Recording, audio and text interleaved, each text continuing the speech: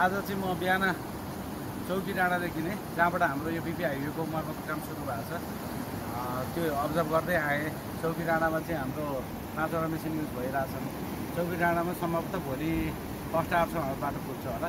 त्यसपछि अगाडि आइसकेपछि कटुन्जेमा बाटो खुलिसकेको छ अनि 480 काम सुरु भएको छ। भोलि दिनभरिमा 480 खोल्ने टार्गेट छ। यता आइसकेपछि हाम्रो चिउरी बासमा एउटा सानो सेक्सन छ, त्यहाँ चाहिँ मिसिन जाने बाटो नभएर र तेल लाने बाटो नभएर अहिले त्यहाँको काम डिस्टर्ब छ। 480 अथवा चाहिँ यता मङ्गलटार बक्सीकुनाको काम सकिने बित्तिकै मिसिनहरू त्यता मोबिलाइज हुन्छ, त्यहाँ पनि भोलि दिनभरिमा बाटो खुल्छ। बक्सीकुनाको काम सुरु भइसकेको छ आजै, त्यहाँ 5वटा मेसिन परिचालन छ। अनि यता आइसकेपछि कालढुङ्गामा पनि हामी बाटो खुलाइसकेका छौँ। कालढुङ्गादेखि यता आइसकेपछि पिप्ले माथिल्लो पिप्लेको लगभग सकिया छ भने तल्लो पिप्लेमा आज सुरु हुन सकेन। भोलि बिहानदेखि तल्लो पिप्ले सुरु हुन्छ।